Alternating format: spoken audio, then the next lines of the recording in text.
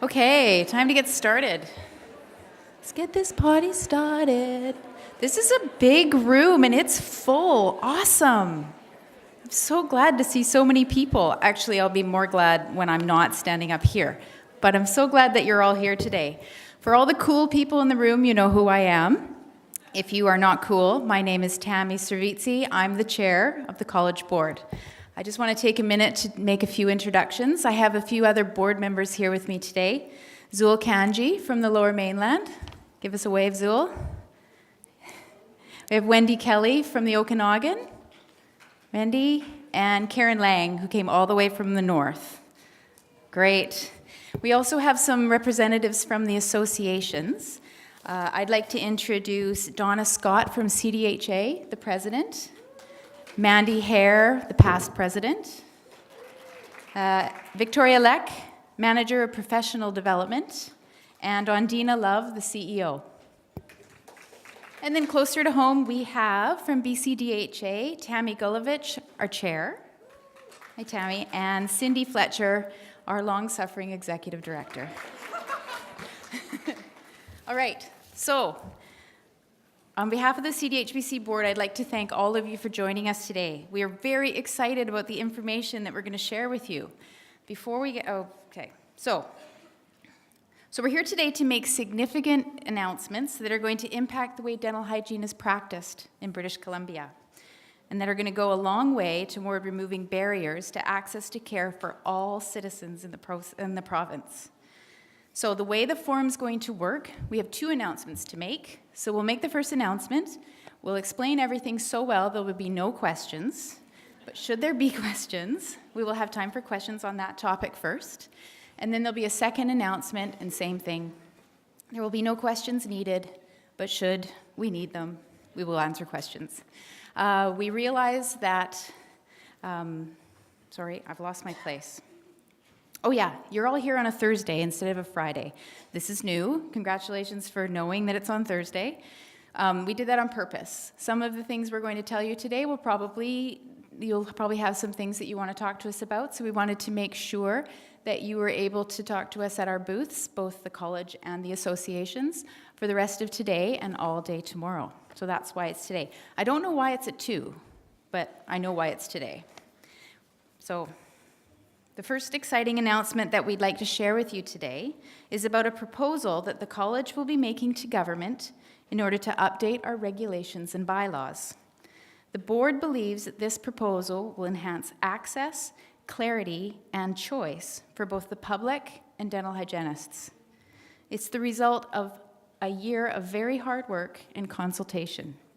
So to give some background on how we've gotten to this point, I'm going to call up our registrar, Jennifer, and she's going to get us up to speed.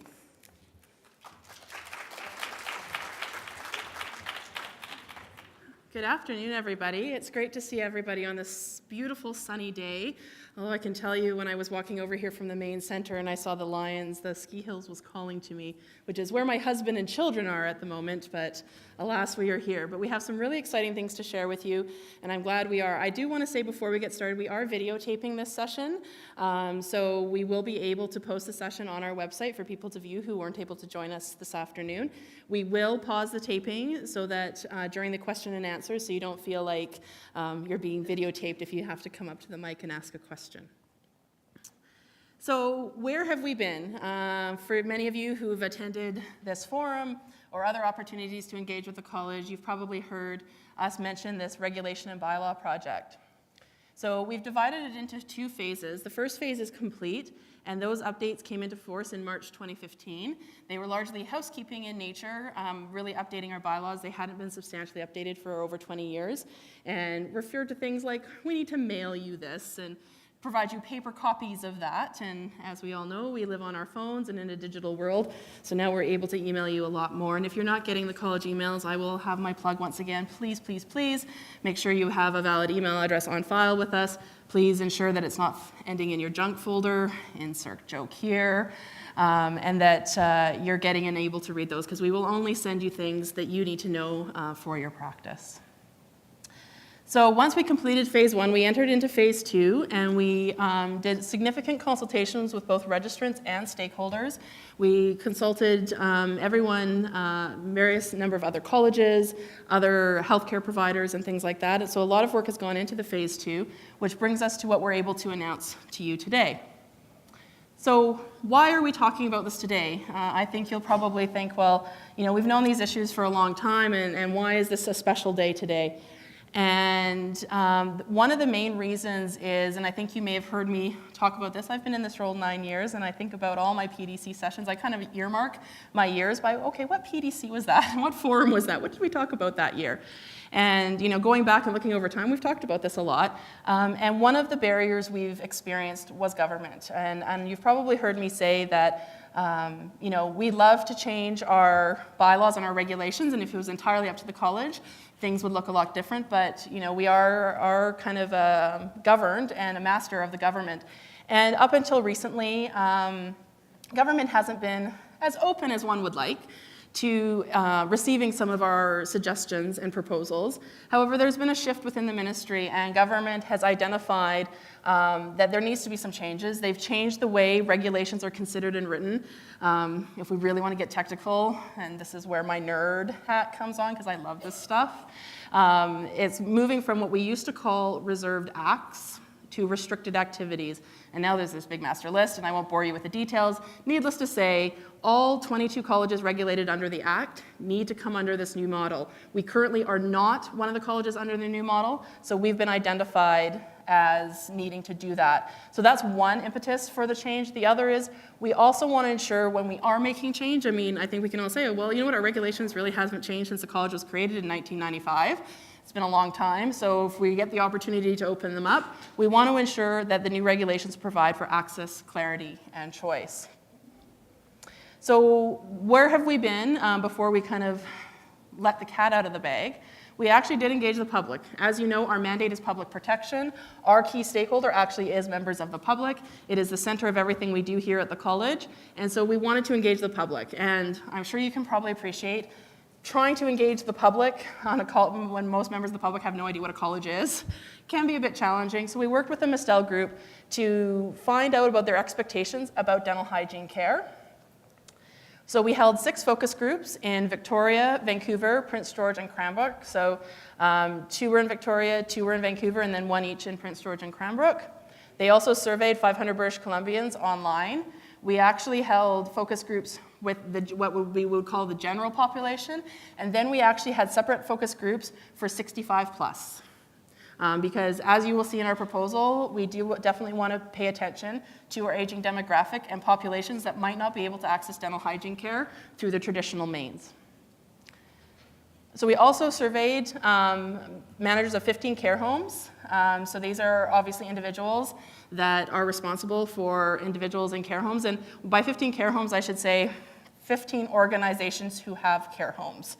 As you probably may know, there are some organizations that have more than 1 care home, so there's a number of those.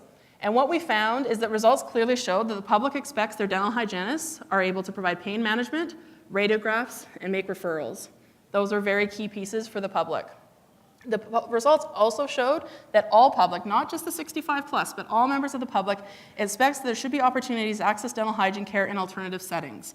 And so many of them said, you know what, I still actually like to access my dental hygienist at my dental office. I like the fact that I just go to one place, but I can see a time that that's not going to be possible for me, and I still want my dental hygiene care.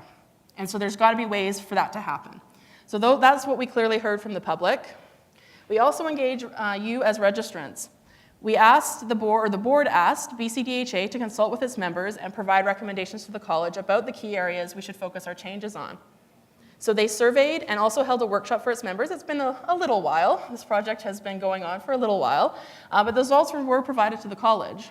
And what you told us is the 4 key areas for regulatory change are removal of the 365-day for all, removal of the dentist on-site requirement for local anesthetic, enhanced clarity regarding radiographs, and ability to prescribe drugs used in dental hygiene practice.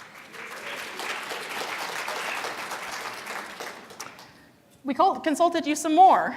I hope everyone in this room, I'm not going to make you put your hand up, but I hope everyone in this room filled out that survey we sent earlier this year around those 4 key areas. We basically we asked BCDHA to survey you at the beginning of this project.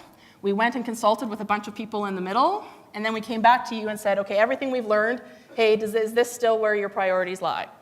So that was open from January 29th to February 19th. 864 registrants completed the survey. We have about 3,600 registrants in the province, so about a third, which actually, to be honest, is a pretty good response rate. This is what you said. Is the 365-day rule a barrier to care? 83% of you agreed. Is the requirement to have a dentist on site for LA administration a barrier to care? Yes, 75% of you agreed. Is taking and interpreting radiographs a key part of providing safe and effective care? Yes. Should dental hygienists with the appropriate education be able to prescribe drugs using dental hygiene care? 80% of you agreed. And then we said, okay, are these the 4 areas you want to address when considering regulatory updates? 94% said yes.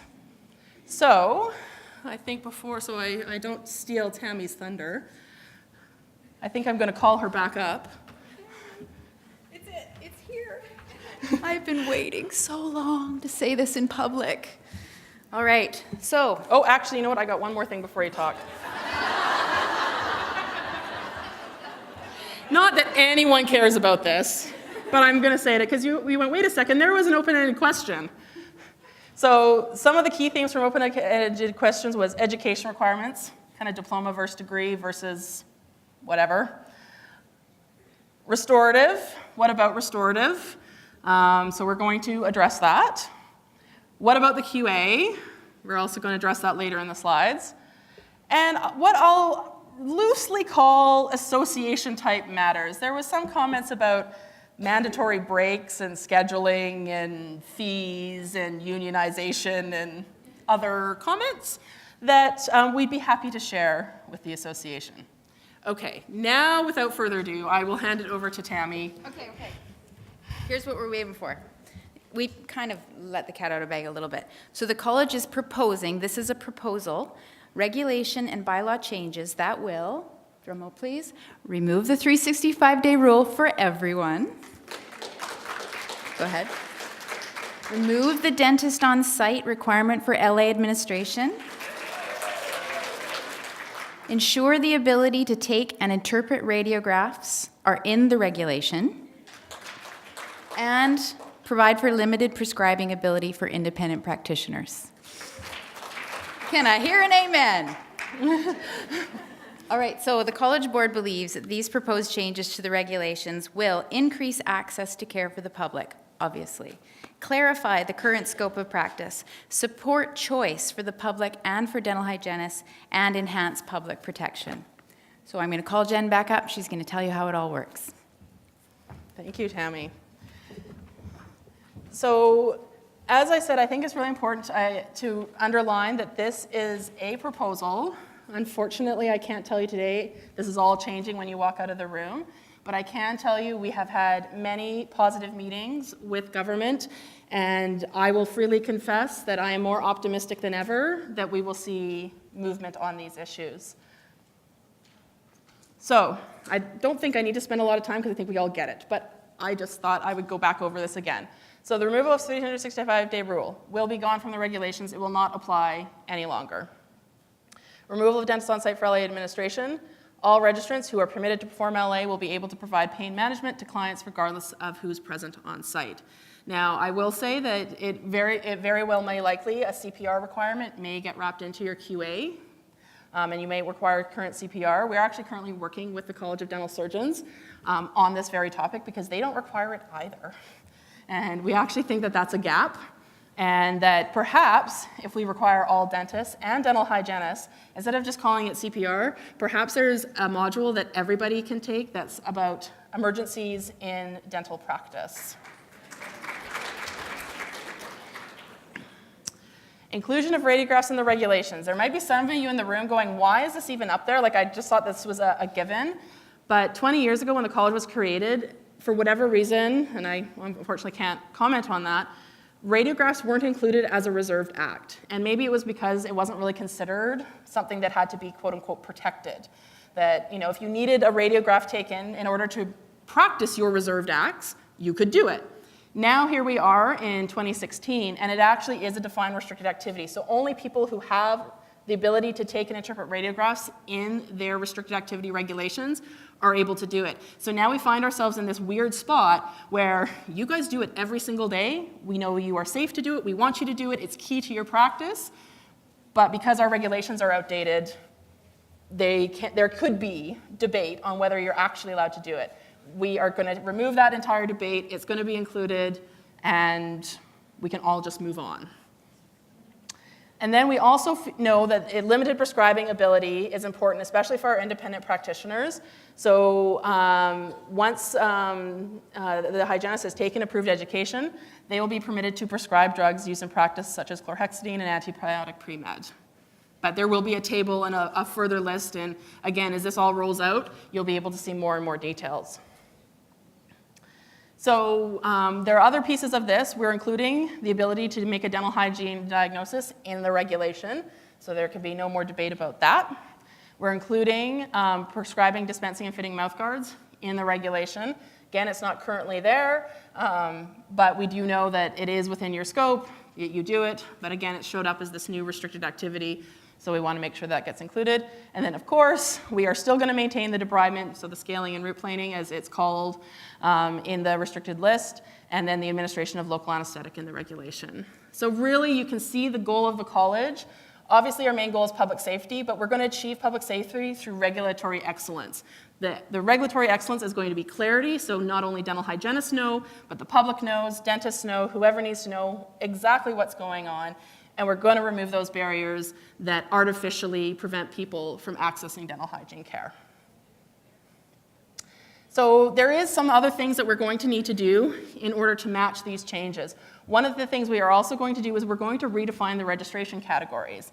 So as you know, probably right now, we have full, we have conditional, which is basically full, except you're not allowed to do local anesthetic because it wasn't part of your initial education and you need to get it. And then we have the 365-day exempt category. Well, what are we going to do with 365-day exempt category if there's no 365-day rule? So we've got to kind of restructure how we register our dental hygienists. So the first category I'm going to talk about is the registered dental hygienist category. So we're going to get rid of the full and the conditional category, because does full mean much to anybody? When you say I'm a full registrant to your clients, do they have any clue what that means? You're a registered dental hygienist. They know what that means. We need to provide the public clarity about who they're accessing. So that will be a diploma entry. They'll be fully self-initiating and can practice the full scope except for prescribing. And all the barriers that, like 365 and LA, will be removed. Then, for those in the 365 exempt category, because now there won't be a reason to be 365 exempt because there's no 365 exempt, we need to reframe that. And the vast majority of people in that category have already taken additional education. They already do have additional responsibilities. And so we felt that that was still important. And we still wanted to recognize that those who wish to be in independent practice, wish to own and operate an independent practice, and ultimately be responsible for things like billing and record retention, things like that, and practice sometimes in some fairly challenging settings, that there's a recognition of that. So that's going to be a degree entry for people to newly access that category. I'm going to get into what happens to everyone that's currently registered in a few slides. They are practicing, obviously, the full scope, and they will be permitted to do prescribing once they've taken the approved education. And only registrants in this category may own and operate an independent practice. And I can tell you a little bit more about what this all means. So again, going back to the registered dental hygienists. So again, can absolutely practice full scope. They can practice independently. Okay? They no longer will be restricted by the 365-day rule. So I just want to make sure everyone understands that. Like I said, they're not going to have those barriers there. They cannot be the owner and operator of an independent practice. However, they can work for a dental hygiene independent practice and still practice independently. We'll practice in collaborative settings with other professionals. So it doesn't just have to be in a dental office. It can be in a dental office, and if that's the career path that a hygienist chooses, we honor, support, respect that. So they can collaborate in those settings. They can be in a dental office, they can be in public health, they can be in education, they can be in research, and they can work for an independent practitioner. And 93% of BC dental hygienists are currently practicing and or employed in collaborative settings. So we're clarifying, we're breaking down barriers, but our goal is not to upset the apple cart and completely change the way our registrants, in the settings our registrants practice in, and the way that the public knows to access their dental hygiene care. So the dental hygiene practitioner, again, may practice the full scope. Barriers such as 365 and dentist on-site for LA removed. They may own and operate independent practice and employ registered dental hygienists. And when I say employ, that's what I mean. Okay, it's an employment situation, it's not a supervision. Okay, we are not saying that a dental hygiene practitioner needs to supervise, not at all. That registered dental hygienist can go out to a care facility, and as long as they feel that they have the skills to practice safely, they can practice on their own.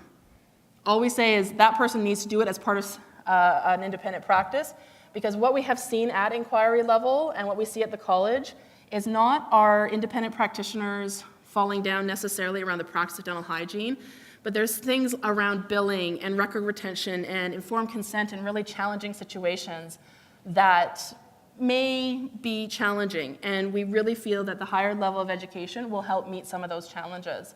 And again, may prescribe certain drugs upon completion of education. And like I said, a degree is required for entry into this category. I'm going to talk about for what's going to happen for existing registrants. Next. Okay, so you're probably all saying, okay, what does this mean for me? So existing full or conditional registrants, you will be automatically moved into the registered dental hygienist category. You won't need to do anything, you won't need to tell us anything. When this, I'm going to say when, not if. When this change happens, you will automatically be moved into that category. Again, you will automatically have those barriers removed. That will definitely change the way you practice. And there is no requirement to ever move out of this category if you don't wish to. There'll be no requirement to get a degree. It's, it's not like some other professions who have changed their entry level and then said, okay, well, everyone's got 5 years, go get whatever. We will not be doing that. You can maintain this category for as long as you wish. However, like I said, we talked about, you can work in a variety of settings. If you want to move in the dental hygiene practitioner category, just like there is pathways now to move to the 365 exempt category, we will be establishing pathways to move to the dental hygiene practitioner category. It will be at a degree level, but because you are existing registrants with experience, we will find ways to honor that experience while not disrespecting the degree standard, if that makes sense. What does it mean for existing 365 exempt registrants? You will automatically be moved into the dental hygiene practitioner category. You won't need to do anything. It will be an automatic thing that we will do at the college. You will be able to be the primary operator of an independent practice if you wish. You can be a dental hygiene practitioner and not own an independent practice if you don't wish. You don't have to. You are allowed to if that is the path that you choose. You will be able to employ registered dental hygienists, and again, you'll be able to prescribe. Okay? So a couple of, I think, questions that might be niggling in people's minds that I just kind of wanted to address up front. And as Tammy said, we will definitely pause for Q&As. But I'm an independent practitioner, but not currently 365 exempt. What will happen to me? So the quippy answer would be, I'd encourage you to get your 365 exemption before this change happens. Because I think you're probably going to be more successful as an independent practitioner, but that's just my opinion. But I want to make it very clear, our goal is not to change the setting any dental hygienist currently practices in. Okay, so if you are one of those hygienists that find yourself, gee, Jen, I'm not kind of fitting in anything you just said, like I don't quite fit nicely into what you're saying. Am I an independent practitioner? Am I not? But I don't have 365 exempt, like what's going to happen to me? There will be a special category for registrants who feel they have an independent practice but are not 365 exempt, and then we will work one-on-one on a case-by-case basis to determine what is necessary for them to achieve their dental hygiene practitioner registration, or if they wish to go into the registered dental hygienist category. But our goal is not to shut anyone down, not to, again, change that way, and I would really encourage, if you find that you're not fitting nicely into one of these buckets, to come talk to us either at the booth, give the college a call, send us an email, because this is a proposal. We are going to continue to talk and work with you as we advance this proposal with government so that we can figure some of these niggly pieces out. And the best way for us to understand what those niggly pieces are is if you tell us. So if you're like a contractor, for example, and you're like, well, I'm a contractor, but I work in a dental office, and the dental office does the billing and keeps the records, does that make me an independent practitioner? Likely in that case, we wouldn't consider you an independent practitioner, and therefore you wouldn't have to be in the dental hygiene practitioner category. But every case is unique, and if you find yourself in one of those areas, please come talk to us. So when do these changes come into effect? That's probably the burning question on everybody's mind, because it's like, oh, come on, finally, it's been like over 20 years. So again, as I mentioned, this is a proposal. Nothing is changing today, and ultimately it is up to government to draft the regulations and make the decision to move forward is with the Minister of Health, ultimately. But as I've said, we've had many positive meetings. We've already engaged the ministry about this. We know that we are on the list to have our regulations updated. They have to, actually, because we're under the old model. And it is our plan to say, okay, we're ready for you. Here's this nice package. We've done all our homework. We've talked to our registrants. We've talked to stakeholders. Let's go. And so I'm really optimistic that we are in line for consideration at some point this year. It is likely probably going to be the fall, but the sooner I can make it, you have my commitment, I will. And so keep in touch. Remember when I said about that email? If you're not getting emails from us, please make sure you are, because we want to keep you informed, because we want you to know on the day things change, you know that things have changed. How do I provide feedback? I'm sure everyone's head is swimming. I'm sure there's some questions. You might have some thoughts, and we definitely want to hear from you. This is not the end of the line in the terms of our consultation with you.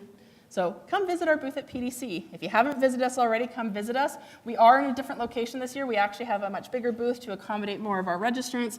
Our booth number is 229. We're right by the live dentistry stage. So please come visit us. We'd love to hear from you. And in fact, following this forum, there is some tablets at our booth where we'll have surveys, and we'd really love to hear your thoughts on this presentation and the proposal. So please drop on by, and there might be chocolate and popcorn and stuff. We are also going to engage in an outreach campaign in the spring-summer 2017. So for those of you who may be, 2016. Sorry, that's my typo. It's 2016. It's this year. So those of you who are maybe attended Getting to the Root of the Matter, we're going to do something similar so that we can get out and talk to the people that weren't able to be here today and hear from them as well. And you can join us again, and we'll be going through this presentation and getting feedback that way. And I should give the official government speak, boring thing, but the Health Professions Act does require a mandatory 90-day formal consultation period where all people, so members of the public, other colleges, registrants, can provide feedback, and it must be considered before moving forward. So once we kind of get that green light from government, you will probably see an email to the effect of, the college is pleased to post on its website for 90 days consultation on the new regulations and bylaws. Okay, and that's the actual formal period required by the Act. The stuff we're doing leading up to when government's ready for us is work that we want to do, and we want to be able to have the most effective and smooth proposal possible through to government. So remember I said I will address the quality assurance program. We definitely heard in the survey, people are saying, well, remember that AGM? Like, whatever happened to that?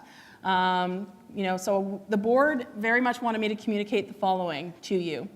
So the board did take the results of that AGM in 2014 very seriously. And I know you might be asking, well, I thought there was going to be a review or what have you. So the difficulty we had back in 2014 is we were already doing work on this proposal. And we were getting a sense of where things were going to head. And the board really felt that these changes may have an impact on the program. Okay, depending on how the registration categories end up panning out, depending on if you say there needs to be a CPR requirement, things like that, we're going to have to reopen the QA and look at it to make sure that it is still meeting its goals in terms of the principles we set out.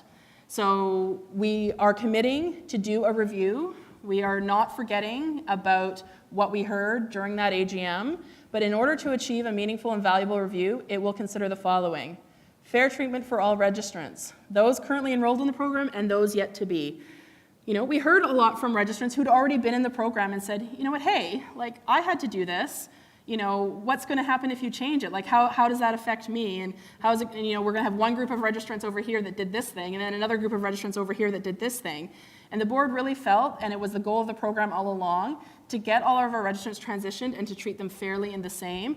Once all our registrants are enrolled in that program, then I think that it would be the right time if any changes are required. So just so you know where we're at, we have 2 more cohorts to go next year and the year following. After that, 100% of our registrants will be in the program, and the old CE program will no longer be in effect. Also, the impact of the proposed regulation and bylaw changes. We've got to include that in any review in order for it to be meaningful. There's no point in doing a review without keeping what we just announced today in mind. And what, if any, changes need to take place to ensure the program is still meeting the guiding principles? And I might add that one of the principles actually is a regular review to ensure it's meeting the other principles. So we have not forgotten. We are still honoring what we heard at the AGM, but at the same time, before we go spend a significant amount of money on a review, we want to make sure it's meaningful, effective, and actually achieves what I think we all wanted to achieve. All right, so that's the everything in a nutshell. There's been a development. We've changed something. The associations, as you know, the associations renew in the fall, and the college, you're expected to renew in January and February. This can be a problem for people. We all have that friend that phones us up and says, what initials am I renewing? What is that one for? Every year. None of you, of course, but it's just the friend. So the associations have agreed to change their renewal period. So we're going to have a streamlined professional renewal in January and February, starting in 2017. So this is going to ensure that everyone in BC everybody practicing, is going to have uninterrupted and comprehensive professional liability insurance at all times. So that means that starting in 2017, the college will be collecting the fees for your CDHA, BCDHA membership from every hygienist in BC. This will ensure that everyone's professional liability insurance is uninterrupted, because the associations came to the college with a proposal about this, and the board considered it through the lens of public protection and looked at what was happening. And it turns out that it's not just a few of you, not you, obviously, a few of us. It's a lot of people are not renewing their memberships in the fall until they're prompted to do so in January or February. So they're practicing without professional liability insurance. And that's a significant risk to the public as well as to the registrants themselves. So the college has made the choice, had made the decision that we're going to do a streamlined professional renewal system. This is going to make it easier for everyone, and it's going to protect the public and the registrants. So again, I'm going to turn it over to Jennifer, and she's going to explain how this will all work. And there will be questions after, and we're very conscious that the wine service starts at 4:15, and we know where all your priorities are. So if we don't, of course, nobody's going to have any questions because you're all going to understand. But if there are questions and we can't get to everyone, please do know that we will all be there. The associations and the college will be at our booths all of today and all of tomorrow to answer your questions. Okay? Thank you, Tammy. All right. So as Tammy alluded to, we have heard quite clearly about the confusion, inconvenience, some other adjectives that I probably shouldn't share on a stage, about the fact that insurance seems to end on December 31st, but then your college license ends on February 28th, then what date am I remembering now? And so the associations actually did come to the college board with a proposal, and we started working with them and felt that it was very important from our lens of public protection that we streamline these two processes. So all practicing dental hygienists will have access to comprehensive and continuous professional liability insurance, and all dental hygienists will have the opportunity to have access to the tools they need to meet their regulatory obligations, such as education and other resources. So the benefits for the public, which is the lens we looked at this through mainly, is that the public will now be confident when a dental hygienist is providing care, he or she has as continuous comprehensive liability insurance. There will be no gaps in insurance. And I'm not sure if you are aware, but in fact, if you let your insurance lapse through non-payment of fees and you practice, not only is your insurance void while you don't have insurance, it actually voids your insurance from the entire previous year.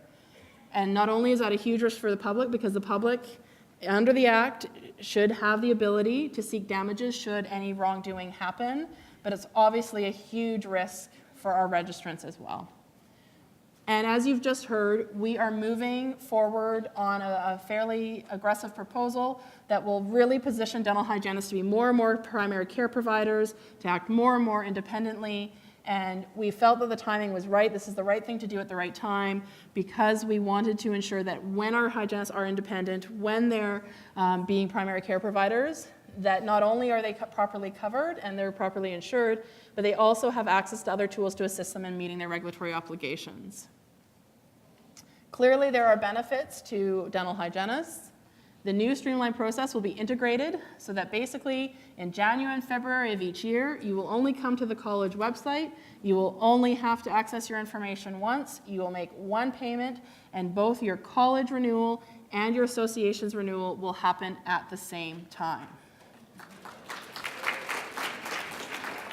You will no longer have to submit proof of insurance in order to be able to renew, because you're going to be renewing that at the same time. And we know that maybe you might be thinking, well, yeah, that's easy and streamlined, but I kind of liked I got a chunk in the fall and a chunk in January, February. We understand that, and so what we've done in order to support you in that, we've established a voluntarily refundable deposit payment plan that, much like for example, your auto insurance, you can log into your profile on the college's page, and I want to make sure everyone's clear about this, because unlike your auto insurance, it's not post-payment, it's prepayment. So starting tomorrow, you can log into your profile on the registrant, on your profile on the college page, and set up a payment plan that will basically put money on deposit with the college that can then be applied when you go to renew next year. So you can either do it on a monthly basis, so you can divide the costs by 10 and do it every month. That will come off your credit card and put on deposit. You can say you get your tax return, you're like, great, I'm going to earmark that money for my fees for next year, and you can put that on deposit. So you can design it how you wish. And if for whatever reason you're not going to renew, you move out of the province, you decide to retire, life happens, it is completely refundable. You can get your money back as long as you obviously haven't applied it to your renewal, if that makes sense. And if you can do it, you don't have to do it if you don't want to, but it is an option there if you want to establish a payment plan so that a little bit comes out over time instead of one big lump sum in January or February. So what does this mean for you? So existing CDHA and BCDHA members, so beginning in 2017, you will renew your membership at the same time you renew your CDHBC registration. Your new professional liability insurance coverage will be from March 1st to February 28th. So some of you in the audience might be saying, okay, well that's great, but what happens from when my membership expires in October to February 2017? So to ensure you have continuous membership and professional liability insurance coverage, the associations will offer an interim membership at a reduced cost for BC registrants that will be effective from November 1st, 2016 to February 8th, 2017 until we can get on the correct cycle, and then from there on in, it will just be that new same line date. And that interim membership can be purchased directly through CDHA. What does this mean for non-CDHA and BCDHA members? When you pay your fees during the 2017-18 renewal period, you will automatically be provided a CDHA and BCDHA membership, which includes your professional liability insurance from March 1st to February 28th. Non-CDHA and BCDHA members also will need to ensure they have professional liability insurance coverage until February 28th, 2017. Okay, so you can either do that by purchasing the interim membership, as I just mentioned, or you can explore other options, either with your current insurance provider or others.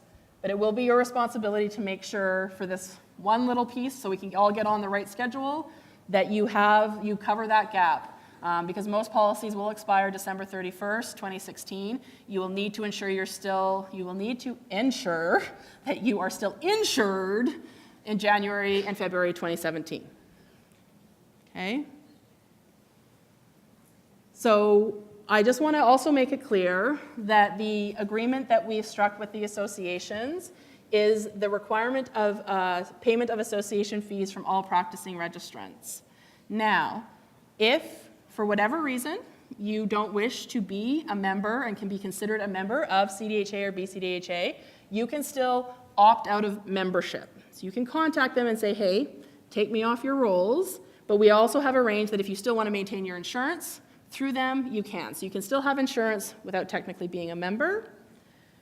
If you also say, I don't want any of the insurance that you offer, I want insurance somewhere else, you will have to demonstrate to the college after renewal has concluded, so after you've renewed and paid your fees both to the college and the associations, that you can obtain the same or higher quality insurance than the CDHA insurance. And you'll have to demonstrate that to the college. Because of the agreement we've reached, if you decide one of these two options, you are absolutely free to do so, but there will not be a refunding of the fees paid to CDHA and BCDHA. So we did, as you may recall, in that survey I mentioned earlier, we did survey about your insurance. 96% agreed that comprehensive insurance is important. 86% agreed they were knowledgeable about their insurance coverage. 87% agreed they were confident about their current coverage. However, we have done a review of the various insurance plans, and not all professional liability insurance coverage is created equal, and many policies lack in key areas. And I can tell you there were surprises that we learned at the college when we did the audit. So while you think you may know what you're covered for, I can tell you, you might be surprised. So just so we know what the numbers we're talking about, 73% of our registrants already get their insurance through CDHA, 14% get them through DH Pro, 13% through CDSBI, and less than 1% are other, and for the most part, those are public health hygienists, and they get that through the health authority. So just before everyone goes, I wanted to thank you so much for coming and joining us today and hearing what we had to say.